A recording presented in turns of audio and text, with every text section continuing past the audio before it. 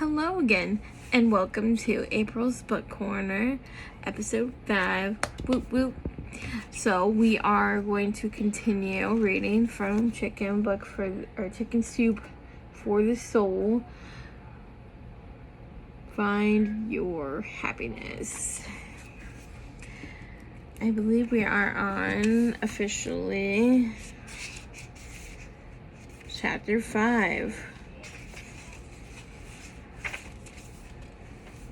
Color of Happiness.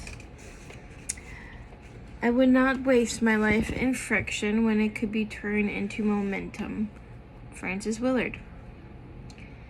After 9 years of indecisiveness, I finally decided to paint our home's entryway and hallway. At least indecisiveness was the explanation I gave. But looking around the other painted and decorated rooms of our home, I finally realized there were many other reasons it took me so long to decide on a color for the supposedly welcoming areas of our home. Moving away from my hometown with my new husband, I had entered our home, a blank slate at the time as we were its first owners. Feeling overwhelmed by the fact that I knew no one in this new town and had no idea how I would decorate the 3 bedrooms, 2 bathrooms, kitchen, breakfast nook, and living room. I still badly wanted our house to feel like home, but at the time, it all felt so foreign. Marriage, living on my own for the first time, a puppy. I was so terribly homesick that for a while I was convinced that we would move back to my hometown and away from this overwhelming house. Yet, over the next couple years, our bedroom was painted, as was the bathroom, twice, the breakfast nook and kitchen, also twice, and ultimately our firstborn's room. Our son's room was beautiful, with a light green chair rail, light brown walls, jungle-themed bedding. His room was the most welcoming in the house. I always kept the entryway and hallway on my to-do list, but our second baby and beautiful room, and 2 jobs later, lack of time always seemed to be the excuse not to finish this project. Over those years, my once close relationship with my parents cooled for a variety of reasons. Their health began to decline, and their visits to my home became less frequent. The rejection stung, so to avoid feeling the pain of this loss, I busied myself with my children, housework, and other activities, and put the entry and hallway project on the back burner. It just seemed easier to do than to make a decision on paint or to deal with my feelings. After a couple of years, I realized I could no longer bury my feelings of rejection, hurt, and loss, and sought the help of a counselor who guided me through a process where I ultimately found happiness and began to focus more inwardly on my own family and less outwardly toward the family I once had. And then one day, upon returning home from picking up my son from school, we walked into the house, and I realized how unwelcoming it looked to us. The white walls, the lack of pictures, and the lack of warm window coverings. It was as though the pain, rejection, depression, and more, my feelings, didn't allow me to take the final steps to making our house a home. It was as though I was waiting for my parents to tell me that they were planning to visit and walk into the entryway again, which was the perfect excuse I was seeking to finally finish this project.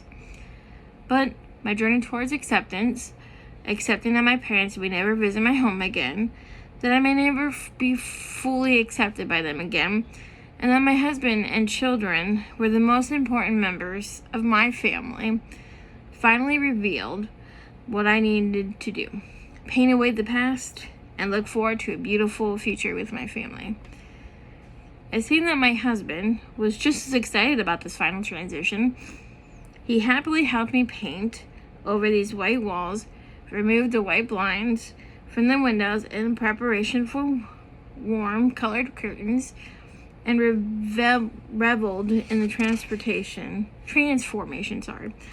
that our home underwent. With a simple coat of paint, harvest brown, it was then I realized it didn't take me 9 years to decide on a color.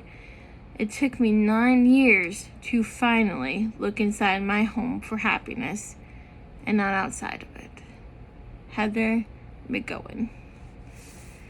And we're going to read chapter 6 now, the lucky one. A daughter is the happy memories of the past, the joyful moments of the present, and the hope and the promise of the future. Arthur Noon. Our daughter is a child of an army.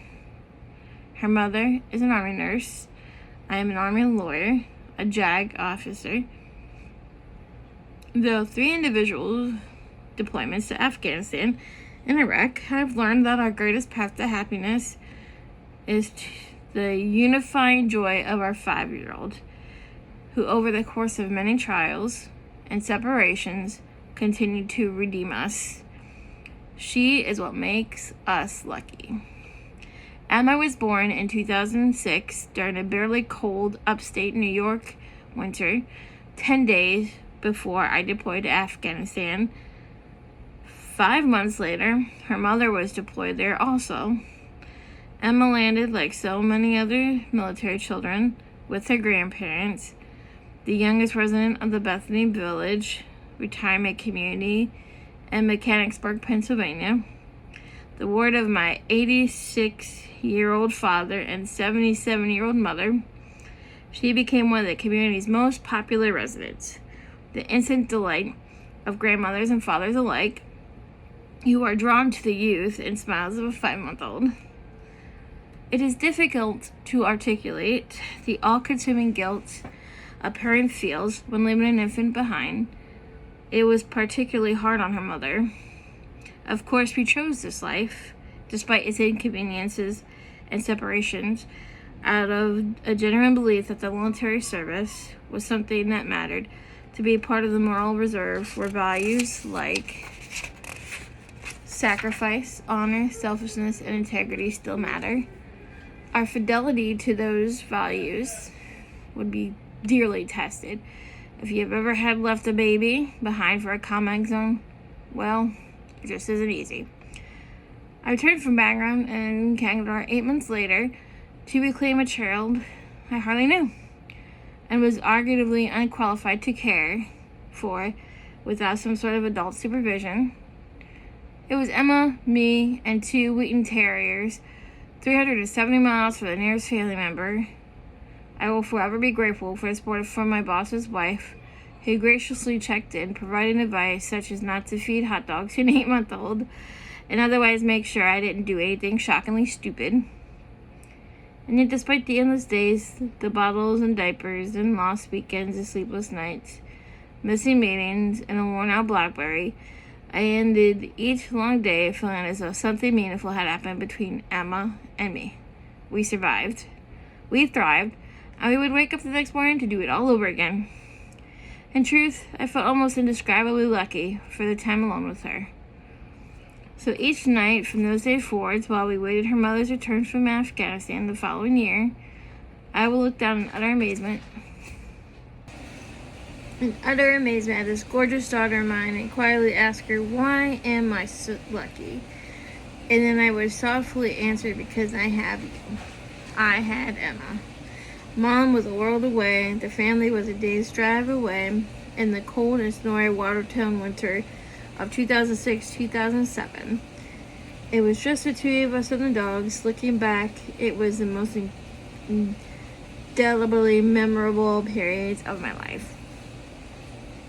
Over time, as Emma learned to talk, she gradually picked up the refrain. I still remember the exact moment lying in bed after click, clack, moo, and if you give a mouse a cookie, that she rolled over and said, Dad, you're lucky because you have me. Indeed, I was. It has been, and I'm ever prayerful that it always will be, one of the heartfelt narratives of our relationship. The simple but sublime acknowledgement that I am fortunate because of the blessing of my daughter in my life. and her awareness of how I feel about us, what we had, and what we shall always have. I am lucky because throughout the preschool age of princesses, she also allowed me to be her prince. She would dress up in a rotating collection of about a dozen dresses, glass slippers and all, and we would dance through the house as she sang theme songs from Beauty and the Beast and Cinderella with joyous abandon. I'm lucky because Emma inspires and fortifies me to be more than I am, a window on a world I will never fully imagined before she came into my life. In the early days when it was just the two of us, and ever since, I wake up early as much for her as for myself. Fatherhood brought a new imperative to support and to provide and to make something of this life so she can be proud. She is the high school coach we all ran an extra mile for because the victories were for him as much as for us. A coach in size 3 slippers and a Hello Kitty nightgown with the laugh that melts whatever egocentricities remain in her father. I am lucky because she unifies us as a family. Emma is a connective tissue that brings purpose to something tumultuous rhythm of our lives. She reinforces the relationship that brought her into the world, sustains it with meaning, and focuses it on the future. On about her 4th birthday, the old refrain added a new line. Why am I lucky? I would ask. Because you have me, she quietly responded. Then to my surprise came the question, Dad, why am I lucky? I don't know what, Sugar Bear, why? Because I have you, Dad, because I have all of you. But the lucky one, the really truly lucky recipient of that magic is our father-daughter love affair is me. She is the lantern that guides my feet along the path of happiness. One day she will find that prince, and hopefully know the utter joy of little fingers wrapped tightly around her hand.